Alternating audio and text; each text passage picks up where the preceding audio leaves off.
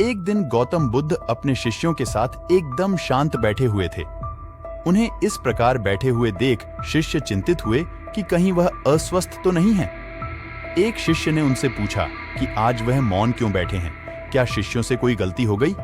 इसी बीच एक अन्य शिष्य ने पूछा कि क्या वह अस्वस्थ हैं, पर बुद्ध मौन रहे।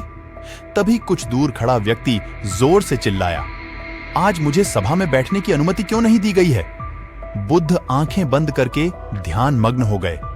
वह व्यक्ति फिर से चिल्लाया, मुझे प्रवेश की अनुमति क्यों नहीं मिली?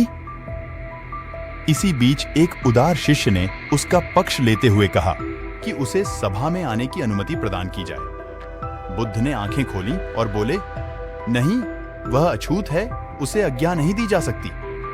यह सुनकर शिष्यों को बड़ा आश्चर्य हुआ। बुद्ध उनके मन का भाव समझ गए और बोले, हाँ, वह अछूत है। इस पर कई शिष्य बोले, हमारे आश्रम में जात पात का कोई भेद ही नहीं, फिर वह अछूत कैसे हो गया? तब बुद्ध ने समझाया, आज वह क्रोधित होकर आया है। क्रोध से जीवन की एकाग्रता भंग होती है। क्रोधी व्यक्ति प्राय मानसिक हिंसा कर बैठता है, इसलिए जब तक वह क्रोध में रहता है तब तक अछूत होता है। इसलिए उसे कुछ समय एकांत में खड़े रहना चाहिए। क्रोधित शिष्य भी बुद्ध की बातें सुन रहा था। पश्चाताप की अग्नि में तप कर वह समझ चुका था कि अहिंसा ही मनुष्य का महान कर। आशा यह है कि क्रोध के कारण व्यक्ति अनर्थ कर बैठता है और पश्चाताप उसे बाद में होता है, जिसका कोई लाभ नहीं मिलता। इसलिए हमें क्रोध नहीं करना चाहिए।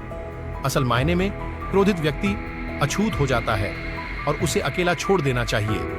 क्रोध करने से तन, मन और धन तीनों की हानि होती है। क्रोध से ज्यादा हानिकारक कोई और वस्तु नहीं है।